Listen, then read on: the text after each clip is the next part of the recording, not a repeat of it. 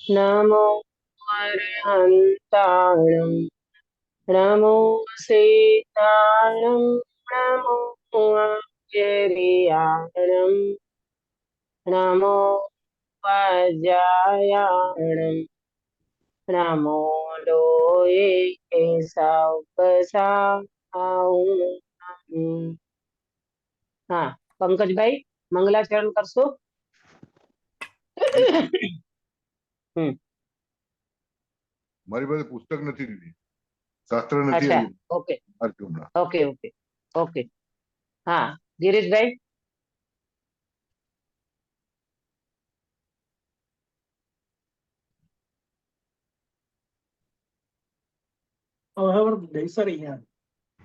Okay, अच्छा चलो काश्मीरा भाई। हाँ दीदी हाँ। हाँ।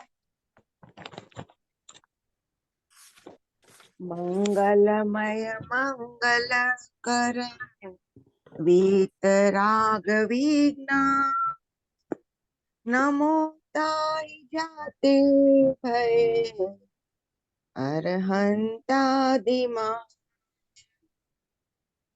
करि मंगल करि हो ग्रंथ करण को का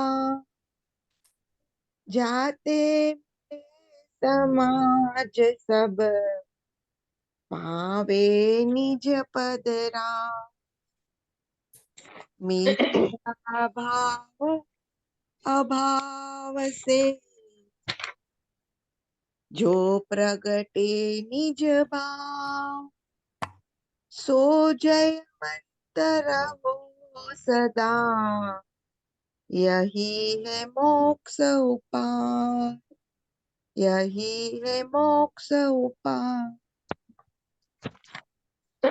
सुंदर मंगलाचरण आपने किया। शुभ मंगल प्रभात की मंगल बेला में हमारी चर्चा चल रही है मोक्ष मार्ग प्रकाशक शास्त्र में दूसरा अधिकार कर्म संसार अवस्था में जीव की किस प्रकार की कर्म के निमित्त से दशा बनती है उसका विचार हम कर रहे हैं। कर्म बंधन निदान इसका वर्णन हमारा पूरा हुआ था। वो जो 9 पॉइंट आपको मैंने एक बार नोट कराया था उसमें से कितना बिंदु हो चुका ख्याल आ रहा है किसी को? 9 पॉइंट जो नोट कराया था ना स्टार्टिंग में, देखना जरा कितने पॉइंट हमारे हो चुके, कौन बताएगा? एक मिनट हाँ दीदी। पहले तो 9 पॉइंट कौन से थे? कर्म बंध रूपी रोग का निदान पहला था। कर्म बंध रूपी रोग का निदान मिला अंकित भैया? हाँ दीदी मैं बताऊं। हाँ बोलो सुता दे। कर्म बंध रूपी रोग का निदान। दूसरा कर्म बंध अनादि से है। कर्म की भिन्नता, फिर मूर्तिक आत्मा और अमूर्तिक कर्म की भिन्नता। मूर्तिक अमूर्तिक का बंध, घात्य अघाती का कार्य, कार्य, 4 प्रकार से बंध का निरूपण, नवीन कर्म कर्म की बंध विचार, एक रह गया नवीन कर्म बंध विचार। हाँ बोले इसमें नहीं आया। कर्म की अच्छा। अलग अलग अवस्था, कर्म के निमित्त से ये होने वाली निमित्त से होने वाली जीव की अवस्था, ये 9वें बिंदु पे अपन आए हैं। अभी 8 प्रकार की विचारणा हमारी हो चुकी है ना। कर्म बंध निदान हो गया, घाती अघाती का कार्य विचारा, मूर्ति अमूर्ति का बंध विचार किया, फिर जीव का और कर्म का अनादि से संबंध है, कर्म रूपी रोग का निदान, कर्म की अलग अलग अवस्था और कर्म के निमित्त से होने वाली जीव की अवस्था। ये बिंदु आज अपन शुरू करेंगे पेज नंबर 32 शास्त्र में।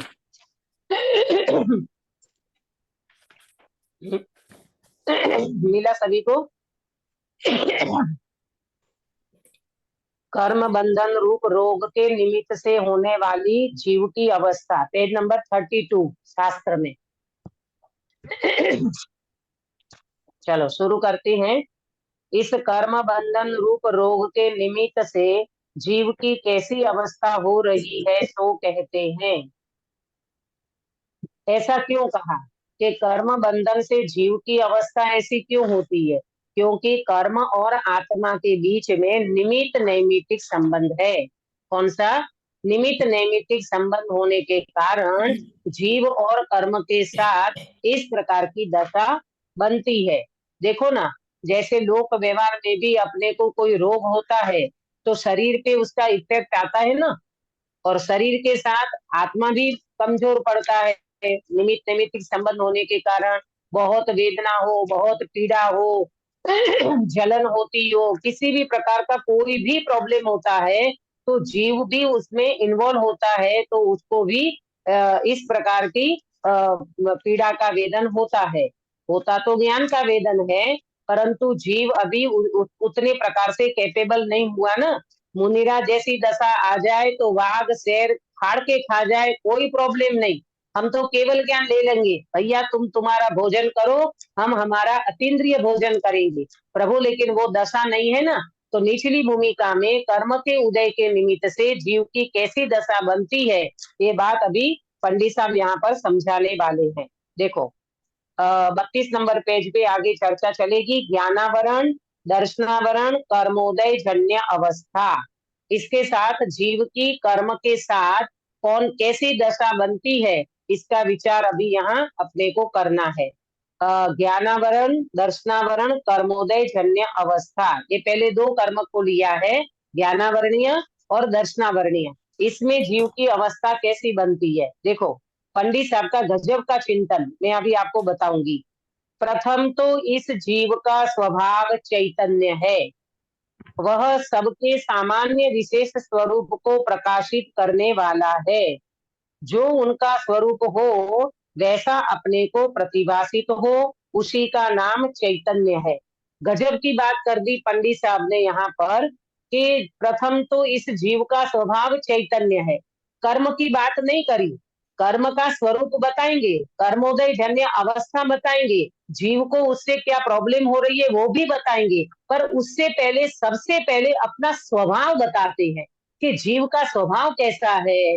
प्रभु तुम कैसे हो, तुम चैतन्य स्वरूपी आत्मा हो, तुम ज्ञान स्वभावी भगवान हो, ये बात गजब की है। ये कर्म की अवस्था का निरूपण कर रहे हैं, संसार दशा का स्वरूप समझा रहे हैं, तो भी पंडित साहब कहते हैं कि भाई तुम्हारा स्वभाव कहीं नहीं गया। गिरीश भाई ख्याल में आ रहा है? गजब की बात है ये, गजब की बात। ये टोडरमल जी साहिब और अपने गुरुदेव, ये कोई ज्ञानी पुरुष कम नहीं होते हैं।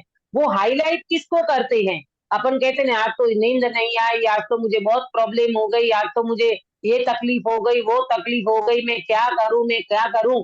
डॉक्टर कहते हैं सब प्रॉब्लम ठीक है, तब अब तुम ध्यान से सुनो, ये सब कुछ होते हुए भी तुम बच गए हो, ये सब कुछ होते हुए भी तुम्हें अभी कैंसर नहीं हुआ, ये तुम बच गए हो। ऐसे यहाँ कह रहे हैं तुम्हारा स्वभाव एज इट इज बच गया। तुम हो कैसे देखो तो, भले कर्मदय जन्य अवस्था कैसी भी हो, पर ये तेरा चैतन्य स्वभाव, ज्ञान दर्शन स्वभाव, परिपूर्ण स्वभाव, शुद्ध स्वभाव, ये वास्तव में तुम हो, इसका पहले हमें भान कराते हैं। ये टोडरमल जी साहब का अनंत उपकार है। ऐसी कर्म से घेरी हुई अवस्था के बीच में भी अपने स्वभाव को हाईलाइट करना, ये कोई कम बात नहीं है प्रभु, है ना। देखो क्या कह रहे हैं, वहां सामान्य स्वरूप प्रतिभासित होने का नाम दर्शन है और विशेष स्वरूप प्रतिभासित होने का नाम ज्ञान है। अब देखो ऐसे स्वभाव द्वारा त्रिकालवर्ती सर्वगुण पर्याय सभी सर्व पदार्थों को प्रत्यक युगपत बिना किसी सहायता के देखे जाने ऐसी शक्ति आत्मा में सदा काल है। हो गजब हो गया। पंडित साहब क्या कह रहे हैं अपने को? सुनीता जी ख्याल में आ रही है बात?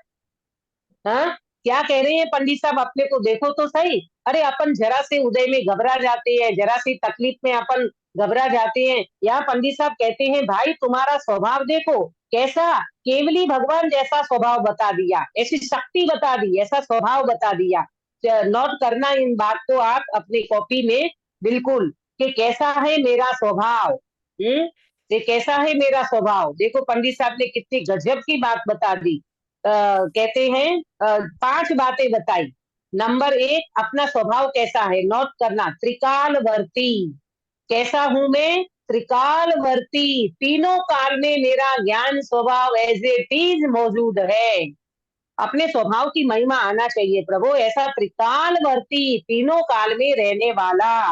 नंबर 2, सर्वगुण पर्याय सहित, सर्वगुण पर्याय सहित। नंबर 2, सर्वगुण पर्याय सहित। मैं ऐसा नहीं हूं कि मेरा एक गुण छूट गया, मेरी कोई पर्याय छूट गई, मेरा कुछ ये रह गया, बिल्कुल नहीं, सर्वगुण पर्याय सहित।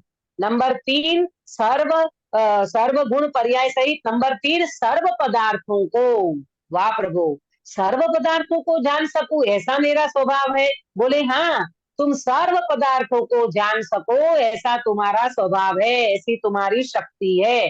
फिर कैसा? सर्व पदार्थों को प्रत्यक्ष प्रत्यक्ष जान सको, ऐसा। फिर कैसा? युगपत, एक साथ जान सके, ऐसा मेरा स्वभाव है। और आगे देखना, किसी सहायता के, बिना किसी सहायता के देखे जाने, गजब, बिना किसी सहायता के। इसमें पंकज भाई इंद्रियों का अवलंबन की जरूरत नहीं है, देव शास्त्र गुरु की जरूरत नहीं है, शास्त्र हाँ जी। की जरूरत नहीं है, पर द्रव्य की जरूरत नहीं है। ऐसा अपना स्वभाव किसी की सहायता के बिना प्रत्यक्ष जाने देखे, ऐसी शक्ति आत्मा में कब है अंकित भैया, कब है? हमेशा से। हाँ, सदा काल, सदा काल, त्रिकाल, सदा काल, ऐसी मेरी शक्ति है। देखो, आप ये कहोगे दीदी ऐसी शक्ति है तो फिर वर्तमान में तो अपन दुखी हो रहे हैं, वर्तमान में तो कर्मोदय अवस्था दिख रही है, वर्तमान में तो अपन संसारी, रागी, द्वेषी, पापी ऐसे दिख रहे हैं। तो कहते हैं भाई, ये शक्ति का एहसास करोगे तो व्यक्ति ऐसी प्रकट हो जाएगी।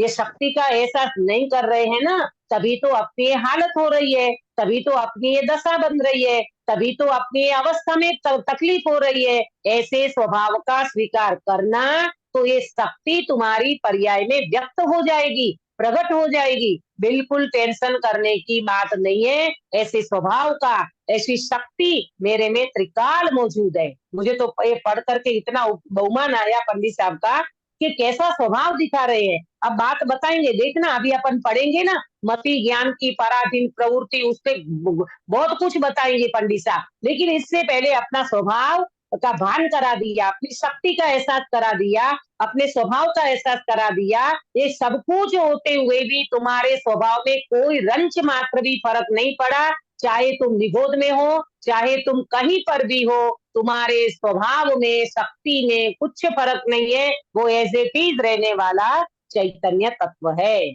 आया समझ में? तो क्या बात समझ में आई?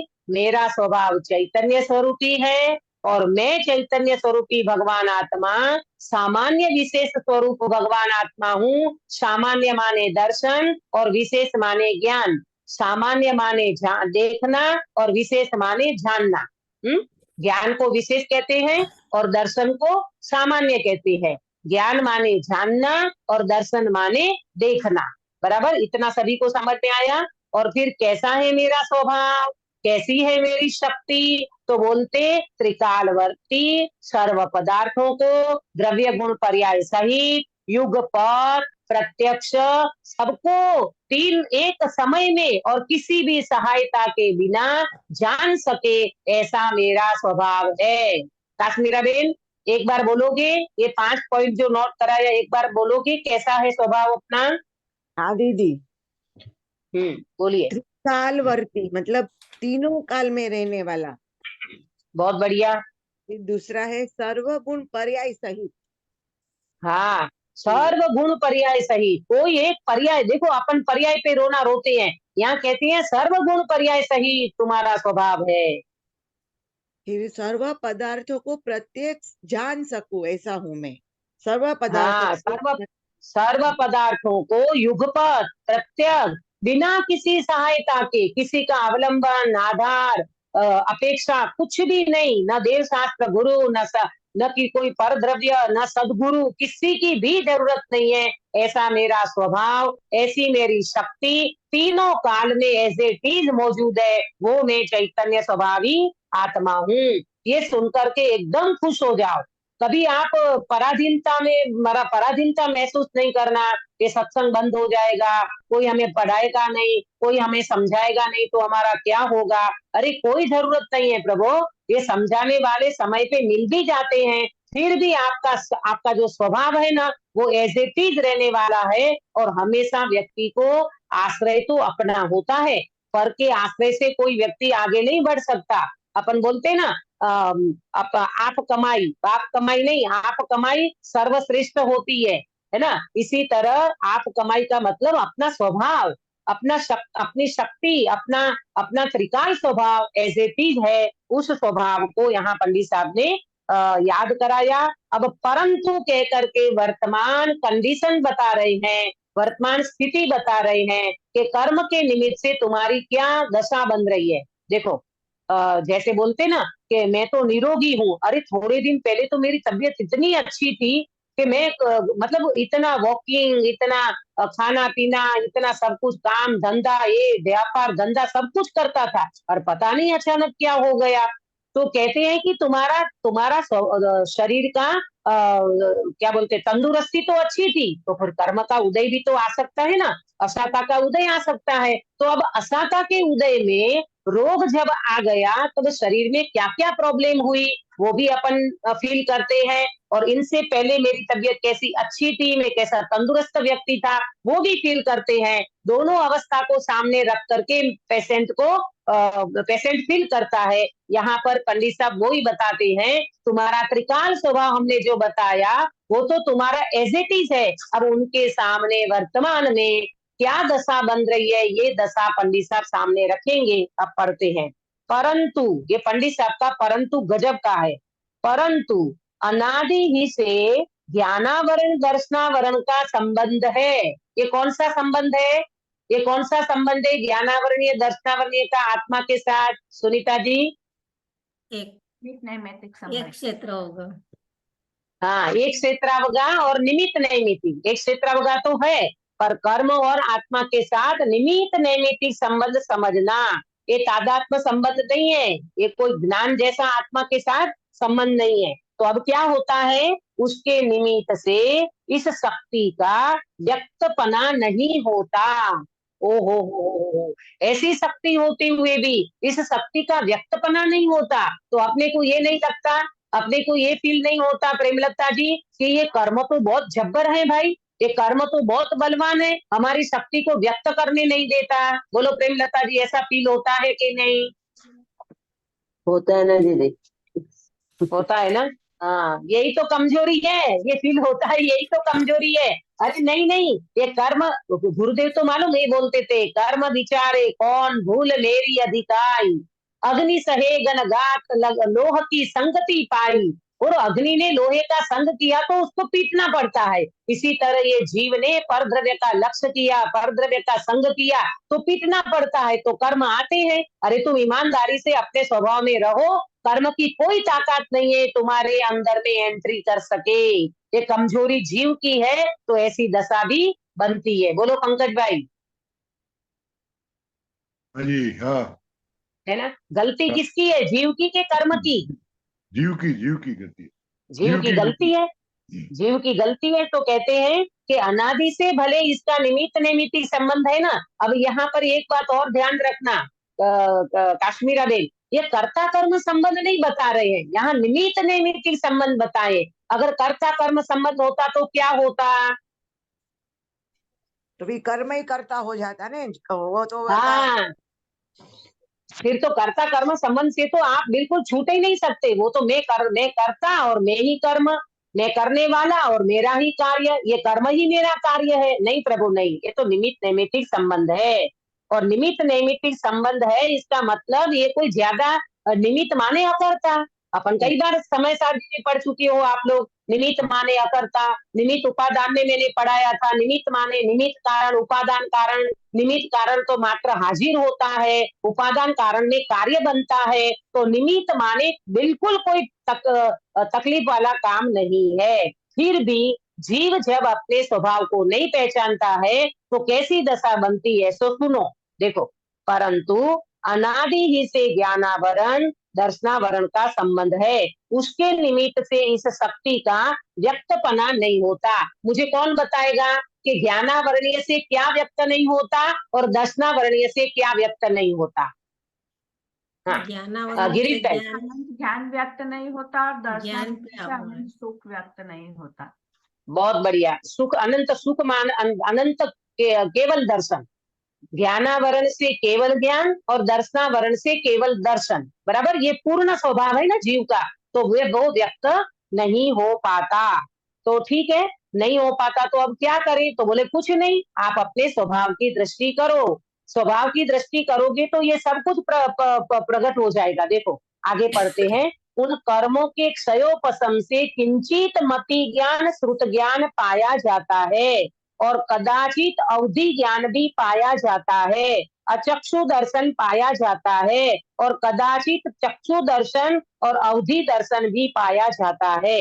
इसमें मुझे आपको समझाना है कि पंडित साहब क्या कह रहे हैं कि उसके निमित्त से, किसके निमित्त से? कर्म के निमित्त से, ज्ञानावरणीय दर्शनावरणीय के निमित्त से इस शक्ति का व्यक्तपना नहीं होता। तो अभी हमने बताया ना कि केवल ज्ञानावरणीय से केवल ज्ञान नहीं होता और दर्शनावरणीय से केवल दर्शन नहीं होता, बराबर। परंतु हमारा वर्तमान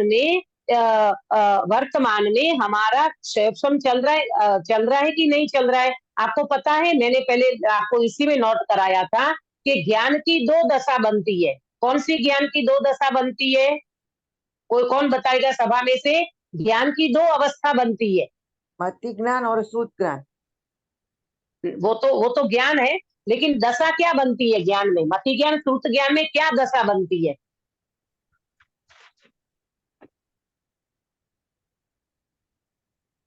किसी को ख्याल? भूल गए?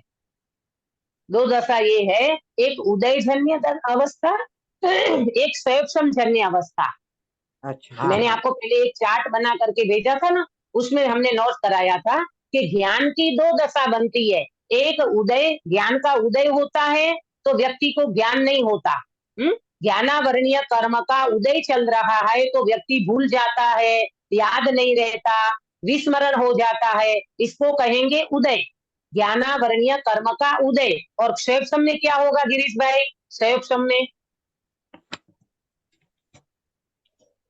तो उस समय उगाड़ होता है, ज्ञान का उगाड़ होता है। हाँ, क्षयक्षम में उगाड़ होता है, माने वो व्यक्ति को स्मरण आता है, याद रहता है, स्मृति में आ जाता है, उसको कहेंगे क्षयक्षम। अंकित भैया, दो बात ख्याल में आई आपको? हाँ, कौन सी? उगाड़ ज्ञान की उदयजन्य अवस्था और क्षयक्षम जन्य अवस्था। हाँ, उदय में क्या होता है? दबता है, मतलब ज्ञान दबता है का मतलब विस्मरण हो जाता है, भूल जाता है व्यक्ति, उसको ज्ञान उपलब्ध नहीं होता उस समय में, है ना। और दूसरी दशा बनती है क्षयक्षम दशा, उसमें मति श्रुत ज्ञान में किंचित क्षयक्षम का उगाड़ खुलता है। तो देखो, कई बार मैं पूछूं ना आपसे तो कई बार आपको एकदम से याद आ जाता है तो आप फट करके बोल देते हो, और कई बार अपन भूल जाते हैं तब उदय चलता है, और जब याद आ जाता है तब क्षयक्षम चलता है। तो ये दो दशा ज्ञान की जीव की बनती है। तो देखो अपना अभी कौन सा ज्ञान है? अभी वर्तमान में अपने को कौन सा ज्ञान है पंकज भाई? अभी छद्मस्त जीव को मति श्रुत ज्ञान। हाँ, मति श्रुत ज्ञान। अभी अपने को मति श्रुत ज्ञान मिला हुआ है। तो देखो इसमें क्या है कि उन कर्मों के क्षयोपशम से किंचित मति श्रुत ज्ञान पाया जाता है और कदाचित अवधि ज्ञान भी पाया जाता है।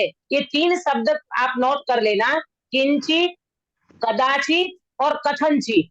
इसका मीनिंग क्या होता है ना, वो आप नोट कर लो, नहीं तो आपको कभी ये लगेगा या तो कदाचित लिखा है, या तो कथनचित लिखा है, या तो किंचित लिखा है, लेकिन तीनों का मीनिंग पहले आपको समझ में होगा तो आप कहीं पर भी गड़बड़ नहीं करोगे।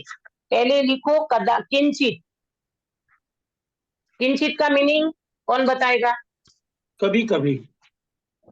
नहीं, यही गलती है, थोड़ा यही गलती करते हैं अपन। थोड़ा सा नहीं, सुनो किंचित, हाँ ये सुधा बेन ने सही बताया, किंचित माने थोड़ा।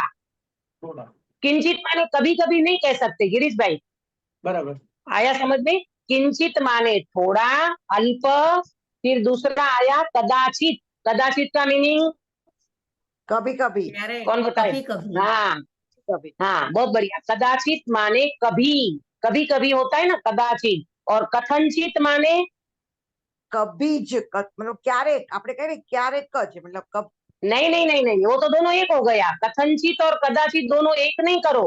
कदाचित माने कभी कभी और कथनचित माने किसी अपेक्षा से। अच्छा अपेक्षा से। अपेक्षा से किसी अपेक्षा से बोलते हैं ना कथनचित। कथनचित आत्मा नित्य भी है, कथनचित अनित्य भी है। ये तीन वर्ड को आप बिल्कुल प्रॉपर समझ लेना, नोट कर लेना। आप शास्त्र पढ़ोगे तो आपको बिल्कुल समझ में आएगा। कभी तो किंचित बोलते हैं, कभी कदाचित का अर्थ लगता है, कभी कथनचित लगता है। तो किंचित माने अल्प, कदाचित माने कभी कभी, और कथनचित माने किसी अपेक्षा से। तो देखो अब यहाँ पर क्या उन कर्मों के क्षयोपशम से किंचित मति श्रुत ज्ञान पाया जाता है। तो किंचित माने क्या लेना अर्थ यहाँ पर पंकज भाई? किंचित का अर्थ क्या लेना है यहाँ? अल्प अल्प थोड़ा। थोड़ा हाँ, ज्ञान। बहुत बढ़िया। हाँ, आया ना समझ में? ऐसे पहले समझ लोगे तो आप लगाते जाओगे, और समझ नहीं होगी तो कथनचित का कदाचित और कदाचित का किंचित और कुछ भी लगा लोगे, ऐसा नहीं। प्रॉपर हाँ। समझो, प्रॉपर लगाओ। किंचित माने अल्पमति श्रुत ज्ञान पाया जाता है, और कदाचित अवधि ज्ञान भी पाया जाता है। तो बोलो सुनीता जी, कदाचित का मीनिंग क्या करोगे यहाँ पर? कभी कभी। हाँ, कभी कभी। कभी कभी आप अवधि ज्ञान भी हो सकता है जीव को, है ना? हमेशा हो ऐसा जरूरी नहीं है, कभी कभी हो सकता है। अचक्षु दर्शन पाया जाता है। अचक्षु दर्शन तो जीव मात्र को होता है। जो चक्षु दर्शन से पहले होने वाले अचक्षु दर्शन में, जैन सिद्धांत प्रवेशिका में आपको ये सब पढ़ा चुकी हूँ, इसलिए इसका डिटेल नहीं करूंगी, बराबर। और कदाचित, अब यहाँ कदाचित चक्षु दर्शन और अवधि दर्शन भी पाया जाता है। तो चक्षु दर्शन किसको होगा और अवधि दर्शन किसको होगा? कौन बताएगा? चक्षु दर्शन तो पंचेंद्रिय जीव को मतलब चौरेंद्रिय पंचेंद्रिय सब जीव को होगा। अवधि दर्शन हाँ। तो साधु को ही हो सकता है ना। नहीं नहीं, साधु की जरूरत नहीं है। नीचे नरक में, नरक और ऊपर देव। स्वर्ग में, हाँ हाँ नरक नारकी गति और में देव जीव को गति। होता है, और कोई कोई मुनिराज को होता है अवधि ज्ञान, तो उसके साथ अवधि दर्शन भी होता है। देखो सुनो, कदाचित चक्षु दर्शन, तो चक्षु दर्शन 4 इंद्रिय वाले जीव को होता है। 3 इंद्रिय तक, निरोध से लेकर 3 इंद्रिय तक के जीव को चक्षु दर्शन नहीं होता। जिसको आंख होती है उसी को ही चक्षु दर्शन होगा। तो चौरेंद्रिय से लेकर असंगनी पंचेंद्रिय, संगनी पंचेंद्रिय, इन सभी को चक्षु दर्शन होता है। और अवधि दर्शन किसी किसी जीव को कभी कभी होता है। तो नारकी और देव जो होते हैं उनको तो भव प्रत्यय होता है ना? भले वो मिथ्या दृष्टि होगा तो कुअवधि कुदर्शन अवधि दर्शन होगा, और सम्यक दृष्टि को सु अवधि होता है तो उसको अवधि दर्शन साथ में होता है। बाकी मुनि राजों को होता है, भावलिंगी संत को होता है, उसी तरह से समझना, बराबर। तो इनकी भी प्रवृत्ति कैसी है सो दिखाते हैं। आया सभी को समझ में? अब देखो इनकी स्थिति बताएंगे, किसकी? मति ज्ञान और श्रुत ज्ञान की पराधीन प्रवृत्ति। पेज नंबर 33 पे आइए। मति ज्ञान और श्रुत ज्ञान की पराधीन प्रवृत्ति। अब देखो पंकज भाई, अपना स्वभाव तो चैतन्य है, अपन ज्ञान स्वभावी आत्मा है। ये ज्ञान स्वभावी आत्मा को नहीं पहचाना ना हमने, तो अभी वर्तमान में हमारा मतिशुद्ध ज्ञान कितना पराधीन हो रहा है, हमारी कैसी पराधीन प्रवृत्ति हो रही है, ये अभी हम अपने को पंडित साहब फील कराएंगे। देखो वहां प्रथम तो मति ज्ञान है, वह शरीर के अंगभूत जो जीभ, नासिका, नयन, कान, स्पर्शन, ये द्रव्य इंद्रियां, और हृदय स्थान में 8 पंखुड़ियों के फूले कमल के आकार का द्रव्यमन यह द्रव्यमन है, इनकी सहायता से ही जानता है। अभी सुनना, प्रथम तो जीव को मति ज्ञान है, बराबर। ये मति ज्ञान जो है, तो अपने मति श्रुत ज्ञान जो अपने साथ है, तो ये बाहर का पहले बता रहे हैं कि ये आपको पता है ना मति ज्ञान की परिभाषा, श्रुत ज्ञान की परिभाषा क्या है? मति ज्ञान की परिभाषा सुधाबेन, मति ज्ञान की परिभाषा क्या है? जो मन और इंद्रियों के निमित्त से जाने उसको मति ज्ञान कहते हैं। हाँ, जो ये 5 इंद्रियां और मन के निमित्त से इनकी सहायता से जो ज्ञान होता है उसको मति ज्ञान कहते हैं। तो 5 इंद्रियां और मन इसमें निमित्त बनता है। तो देखो पहले 5 इंद्रियां बताई, शरीर के अंगभूत, ये जो अपना शरीर है ना गिरीश भाई, ये शरीर के साथ ये द्रव्य इंद्रियां है। ये जो आंख है, बाहर का आकार, कान का आकार, नाक का आकार, ये सब क्या कहेंगे इनको? द्रव्य इंद्रियां, है ना, ये द्रव्य इंद्रियां हैं। तो ये शरीर के अंगभूत जो जीभ, नासिका, देखो यहाँ से लेना, ये जीभ, फिर ये नासिका, फिर ये नयन माने आंख, फिर ये कान और ये अपना स्पर्शन, बराबर। तो ये क्या हो गया? द्रव्य इंद्रियां हो गई। और हृदय स्थान में 8 पंखुड़ियों के फूले कमल के आकार का द्रव्यमन है। ये जो द्रव्यमन है, ये द्रव्यमन कितने गुणस्थान तक होता है भावना बेन? द्रव्यमान तो सभी गुणस्थान में होगा ना। 13वें गुणस्थान गुणस्थान तक, 13वें चलिए, गुणस्थान तक, 14वें तक है, पूरा 14वें तक है। हाँ, 14वें तक पूरा, जब तक शरीर रहेगा तब तक ये गुणस्थान में अरे सॉरी, जब तक शरीर रहेगा तब तक ये द्रव्यमन रहेगा। तो 14वें गुणस्थान तक शरीर रहता है और उसके बाद सिद्ध होते हैं तब ये छूटता है। भावमन कितने गुणस्थान तक होता है? भावमन भावमान 8वें, केवल ज्ञान के फिर बाद चल नहीं रहता, केवल ज्ञान के पहले तक। नहीं, गुणस्थान बताओ आठवें ना, केवल ज्ञान तो ठीक है। 8वें 12वां, गुणस्थान से 11वें के अंत तक, 8वें तक, 11वें के अंत नहीं, तक, तो फिर क्या 9वें गुणस्थान में मान चला जाएगा भावमन?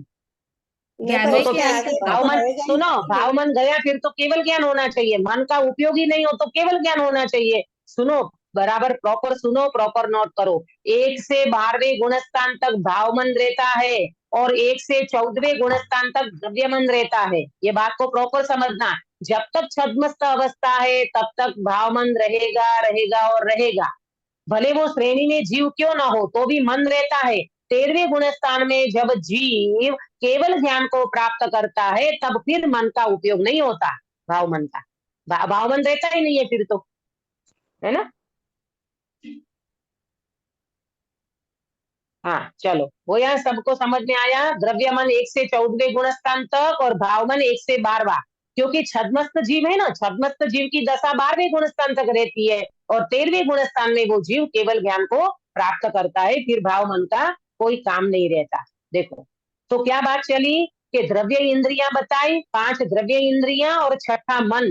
तो ये यहाँ द्रव्य मन की बात करी। 8 कमल के, 8 पंखुड़ियों के फूले कमल के आकार का द्रव्यमन होता है। इनकी सहायता से ही जानता है। गिरीश भाई, ये सहायता शब्द यहाँ बहुत इंपॉर्टेंट था। सहायता माने निमित्त, सहायता माने इसकी निमित्त से जानता है। ये निमित्त रूप निमित्त बनता है। जैसे अभी अपन आंख से देखते हैं तो ये चश्मा, आंख से देखते हैं पर कमजोर आंख है तो ये चश्मा निमित्त बनता है। कान से सुनते हैं तो कोई मशीन लगाते हैं तो वो मशीन निमित्त बनता है। इसी तरह ये द्रव्यमन और 5 इंद्रियां निमित्त बनते हैं।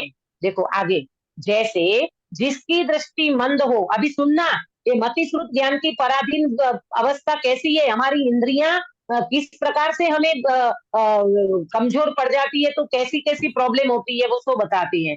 जिसकी दृष्टि मंद हो वह अपने नेत्र द्वारा ही देखता है परंतु चश्मा लगाने पर ही देखता है। क्यों देखते हो चश्मा लगा के पंकज भाई? दृष्टि कमजोर है, नेत्र इंद्रिय दृष्टि कमजोर है। हाँ, अरे आंख तो है दीदी पर दिखता कम है इसलिए चश्मा लगाना पड़ता है। तो ये पराधीनता नहीं है। अभी अपन कहीं चश्मा भूल जाए तो फिर अपने को पढ़ने में तकलीफ होती है कि नहीं? हाँ हाँ, दिखना बंद हो जाए। हाँ, दिखना बंद हो जाएगा, पढ़ना बंद हो जाएगा। हम कहेंगे पंकज भाई पढ़ो मोक्ष मार्ग प्रकाशक में क्या लिखा है, आप कहोगे दीदी चश्मा ही भूल गए, चश्मा नहीं है अब नहीं पढ़ सकते। तो ये सारी कमजोरी है, ये सारी पराधीनता है। लेकिन ये पराधीनता अपने को महसूस ही नहीं होती। अपन तो चश्मा लगा करके पढ़ लेते हैं और ऐसा लगता है कि मैं तो एकदम ठीक हूँ। अरे कुछ ठीक नहीं है भाई। और वास्तव में देखा जाए तो ये पराधीनता तो इंद्रियों की है। एक बात और सुन लेना, बहुत बहुत मार्मिक बात बताई पंडित साहब ने कि मति ज्ञान पर द्रव्य का ज्ञान करने में पराधीन है परंतु ये मति ज्ञान अपने आत्मा का ज्ञान करने में बिल्कुल स्वाधीन है। ये जबरदस्त बात है। क्या बोला? पर उसके लिए द्रव्यता ज्ञान करने में मति ज्ञान पराधीन है, पर अपना ज्ञान करने में हाँ स्वाधीन है। बिल्कुल स्वाधीन है। ये नोट कर लो बात को, एकदम गजब की बात है कि मति ज्ञान, श्रुत ज्ञान, पर का ज्ञान करने में, इंद्रियों के माध्यम से पर द्रव्य का ही तो ज्ञान करते हैं, रूपी पदार्थों का तो ज्ञान करते हैं। तो बोले कि पर का ज्ञान करने में पराधीन है, परंतु अभी आपको आत्मा का ज्ञान करना हो तो यही मति श्रुत ज्ञान बिल्कुल स्वाधीन है। आप सीधे अपने भगवान आत्मा का ज्ञान कर सकते हो, वेदन कर सकते हो, तो यही मति श्रुत ज्ञान आपका सम्यक ज्ञान हो जाएगा, कुछ भी देर नहीं लगेगी। बोलो। हाँ जी। हाँ, आया समझ में? ये सारी पराधीनता पर में है, स्व में पराधीनता है ही नहीं। अरे स्व तो स्वतंत्र है, स्वाधीन है, किसी का भी आधार अवलंबन की जरूरत नहीं है, किसी अपेक्षा की जरूरत नहीं है। देखो, आया समझ में? तो जिसकी दृष्टि मंद हो वह अपने नेत्र द्वारा ही देखता है, परंतु चश्मा लगाने पर ही देखता है। क्या करे, आंखें दिखती नहीं है तो फिर चश्मा लगाना पड़ता है, बिना चश्मे के नहीं देख सकता। एक बात। अब देखो, उसी प्रकार आत्मा का ज्ञान मंद है।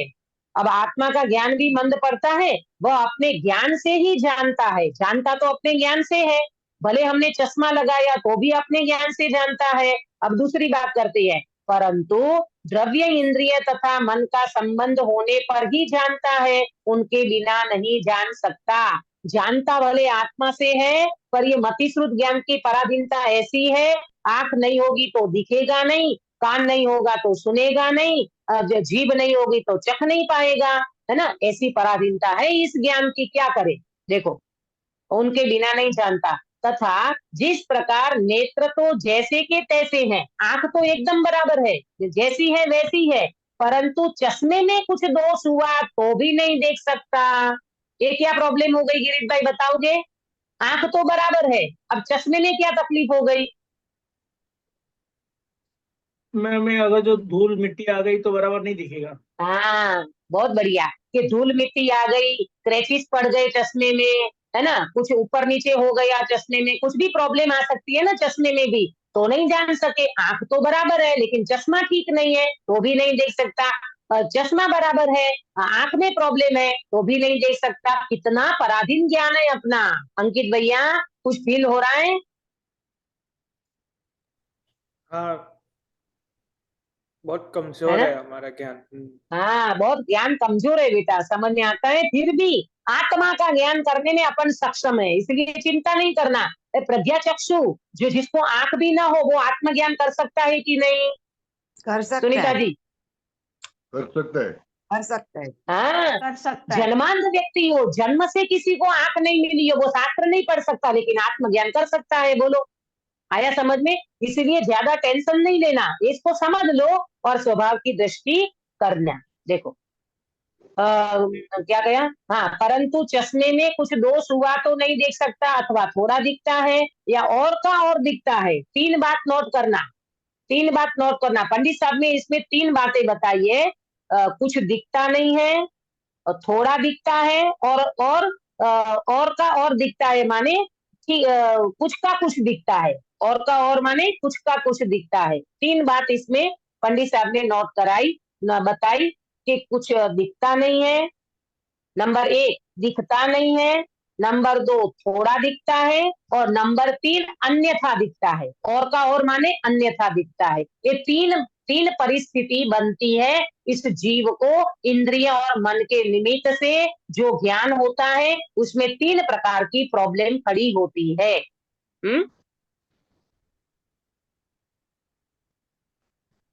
बराबर? उसी प्रकार अब आगे बढ़ते हैं। उसी प्रकार अपना क्षयोक्षम तो जैसा का तैसा है, परंतु द्रवेंद्रिय तथा मन के परमाणु अन्यथा परिणमित हुए हों तो जान नहीं सकता, अथवा थोड़ा जानता है, अथवा और का और जानता है। देखो, ये मति ज्ञान तो ठीक है, ये मति ज्ञान तो सही चल रहा है, परंतु मति ज्ञान में जो निमित्त बनते हैं ना इंद्रियां और मन, तो ये कहते हैं कि वो मन के परमाणु अन्यथा परिणमित हुए हो तो जान नहीं सकता। जैसे कई कई व्यक्ति का दिमाग घूम जाता है ना, ये माइंड काम नहीं करता ना, तो वो बिल्कुल नहीं जान सकता। आया समझ में? माइंड चला हाँ जी। जाता है ना किसी व्यक्ति का, माइंड काम नहीं करता तो वो कुछ नहीं जानता। अथवा थोड़ा जानता है अथवा अन्यथा जानता है। कुछ का कुछ। पागल व्यक्ति बताओ, पागल व्यक्ति क्या करता है? हाँ, अन्यथा ही जानता है। हाँ, कुछ का कुछ बोलता है, कुछ का कुछ जानता है, कुछ ठिकाना ही नहीं है उनका। और मंद बुद्धि वाला व्यक्ति, मंद मगज काम करता है ना, वो थोड़ा जानता है। थोड़ा अपन जानता उनको 10 बातें कहेंगे ना तो एक आध बात पकड़ पाएगा। ऐसे मंद हाँ। बुद्धि वाले बच्चे ऐसे होते हैं, है ना।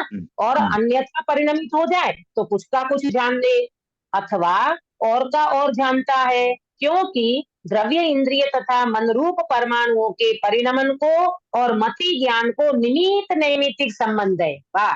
द्रव्य इंद्रिय तथा मन रूप परमाणुओं के परिणमन को और मति ज्ञान को निमित्त नैमित्तिक संबंध है। तो ये मन और परमाणु, ये क्या बोलते हैं, द्रव्य इंद्रिय और मन है, ये परमाणु और मति ज्ञान, इन दोनों के बीच में कौन सा संबंध बताया अंकित भैया? निमित्त नैमित्तिक। निमित्त नैमित्तिक संबंध है ना। देखो ना, अपन फील करते ना, तो कभी अपने चश्मे में कुछ प्रॉब्लम हो जाए तो सही नहीं दिखता, कभी अपनी आंख की प्रॉब्लम हो तो भी सही नहीं दिखता, कभी अपना मन ठीक नहीं हो तो समझ में नहीं आता। ये सारी चीजें अपन फील करते हैं। कभी अपन बैठे हैं क्लास में लेकिन अपना मन ही ठीक नहीं है, अपना माइंड ही ठीक नहीं है। कुछ बात बन गई घर में या कुछ शरीर में प्रॉब्लम हो गई और कुछ बात याद आ गई और कुछ कषाय हावी हो गई तो भी अपने को जैसा समझा रहे हैं वैसा समझ में नहीं आता। बोलो कितना फील करते हैं अपन। मति ज्ञान श्रुत ज्ञान की पराधीनता 24 घंटा चल रही है भाई, ये कोई पराधीनता कम नहीं है। कारंजा वाले भाई भाभी समझ में आ रहा है?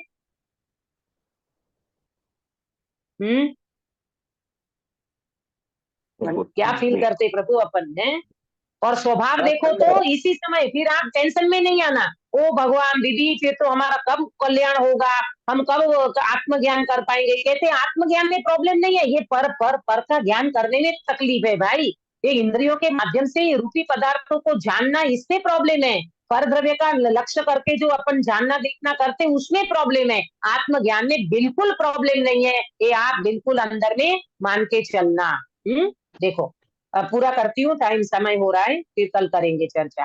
देखो क्या बताते हैं, निमित्त नैमित्तिक संबंध है, इसलिए उनके परिणमन के अनुसार ज्ञान का परिणमन होता है। किसके परिणमन के अनुसार गिरीश भाई, काश्मीरा बेन, किसके परिणमन के अनुसार? द्रव्यमन भावमन। द्रव्यमन और भावमन भावमन नहीं, द्रव्यमन और द्रव्य इंद्रियां, द्रव्यमन और द्रव्य इंद्रियां, इनके अनुसार यहाँ जीव का ज्ञान का परिणमन होता है। अभी इनकी इंद्रियों की बात चल रही है ना, इसलिए उसका उदाहरण देखो। अब उसका उदाहरण देखते हैं गिरीश भाई। जैसे मनुष्य आदि को बाल वृद्ध अवस्था में द्रव्य इंद्रिय तथा मन शिथिल हो तब जानपना भी शिथिल होता है। बोलो 2 साल के बच्चे का ज्ञान और 20 साल के युवा का ज्ञान, उसमें अंतर है कि एक है? अंतर है, अंतर है ना। 2 साल का बच्चा बहुत कम समझता है और 20 साल का बच्चा प्रॉपर समझता है ना। फिर 80 साल का बूढ़ा बापा, 80 साल का वृद्ध व्यक्ति क्या समझता है? वो बच्चे का जैसा ही समझता है। हाँ, बच्चे जैसे ही समझता है। उनको कहेंगे कि दादा घर पे चाचा आए हैं तो वो ऐसे, कौन क्या बोला क्या बोला क्या बोला, वो ऐसे कान को ऐसे करेंगे, क्या बोला क्या बोला। क्यों? क्योंकि अब उनका ज्ञान उतना काम नहीं कर रहा है। वो अपन बोलते ना बच्चे क्या बोलते, बालापन और बुढ़ापन ये दोनों समान हो जाता है। बूढ़े पापा को समझाना कठिन है, बच्चों को समझाना कठिन, वो ऐसी अवस्था हो जाती है। तो ये सब क्यों होता है? मति ज्ञान और इंद्रिय ज्ञान की पराधीनता है। बुढ़ापे में इंद्रियां शिथिल हो जाती है, कान से सुनाई नहीं देता, आंख से दिखाई नहीं देता, ये सब तकलीफें हैं। तो ऐसा होता है। आगे, तथा जैसे शीत वायु आदि के निमित्त से स्पर्शन आदि इंद्रियों के और मन के परमाणु अन्यथा हो तब जानना नहीं होता अथवा थोड़ा जानना होता है। जैसे बहुत ठंड के दिन हो ना, अभी अपने यहाँ तो इतनी ठंड नहीं पड़ती, एमपी यूपी में आप चले जाओ, सुबह आपके हाथ पैर खुलेंगे नहीं, बिल्कुल ऐसे अकड़ जाते हैं। और उन अकड़ता में आप हाथ में कोई चीज रखोगे तो आपको फील नहीं होगा। आया समझ में? ऐसी अवस्था इन शरीर की बन जाती है।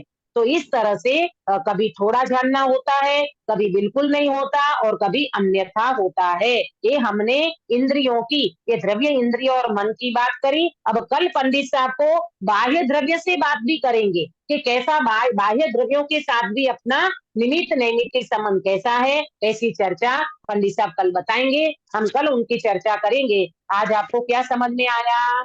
ये समझ में आया होगा कि भाई जीव का पहले तो स्वभाव बताया, कर्म बंधन से जीव की अवस्था कैसी होती है उसने तो पहले पंडित साहब ने अपना स्वभाव बता दिया। ये चैतन्य स्वभावी भगवान आत्मा कैसा है, कैसा उसका स्वभाव, कैसी उसकी शक्ति, कैसा उसका जानना देखना, ये बताया। और फिर पंडित साहब ने पराधीन वृत्ति, पराधीन अवस्था बता करके मति श्रुत ज्ञान की पराधीन प्रवृत्ति बताई। कैसे ये पराधीन प्रवृत्तियां चलती है, ये पराधीन प्रवृत्ति चलते हुए भी जीव का वास्तविक नेचर और स्वभाव जो है उसका हमें अवलंबन लेना है, उसकी दृष्टि करना है। ऐसी दृष्टि करते हुए हम सभी अपने मोक्ष मार्ग को प्रशस्त करें। कोई टेंशन डिप्रेशन वाली बात नहीं है। ऐसा अपना ज्ञान अपने को जानने में बिल्कुल सक्षम है तो उसे जान करके अपन मोक्ष मार्ग को प्रशस्त करें। फिर इंद्रियां मिलेगी नहीं, मतिश्रुत ज्ञान ही खत्म हो जाएगा। जब केवल ज्ञान होगा तो मतिश्रुत ज्ञान की कोई आवश्यकता ही नहीं रहेगी। तो इस तरह से हम इन बात को समझ करके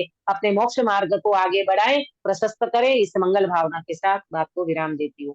निज निधि निज में बताई यह अनंत उपकार है, इसके लिए जिन वाणी माँ को वंदना सतबार है, वंदना सतबार है। सुनीता जी प्रायोसर्ग कराओगे? हाँ दीदी।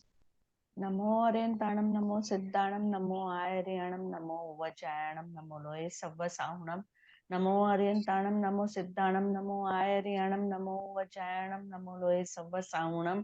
नमो अरियंताणम नमो सिद्धाणम नमो आयर्याणम नमो वचायणम नमो लोये सव्व साहुणम। नमो अरियंताणम नमो सिद्धाणम नमो आयर्याणम नमो वचायणम नमो लोये सव्व साहुणम। नमो अरियंताणम नमो सिद्धाणम नमो आयर्याणम नमो वचायणम नमो लोये सव्व साहुणम। नमो अरियंताणम नमो सिद्धाणम नमो आयर्याणम नमो वचायणम नमो लोये सव्व साहुणम। नमो अरियंताणम नमो सिद्धाणम नमो आयर्याणम नमो वचायणम नमो लोये सव्व साहुणम। नमो अरियंताणम नमो सिद्धाणम नमो आयर्याणम नमो वचायणम नमो लोये सव्व साहुणम। नमो अरियंताणम नमो सिद्धाणम नमो आयर्याणम नमो वचायणम नमो लोये सव्व साहुणम। नमो अरियंताणम। बोलो अंतर्मुख मुद्राधारी सर्व जिनेन्द्र भगवान की जय जय हो। हो। बोधिनी द्वादशांगमयी जिनवाणी माता की जय हो। जय हो। 3 कम 9 करोड़ सर्वे वितरागी महामुनि राजों की जय हो। जय हो। परम अहिंसामय वितरागी जैन धर्म की जय हो। जय हो। सभी को जय जिनेन्द्र। जय जय जिनेन्द्र। जय जिनेन्द्र। जिनेन्द्र। कल सुधाबेन आप मंगलाचरण करोगे? सुधाबेन कोई बात नहीं,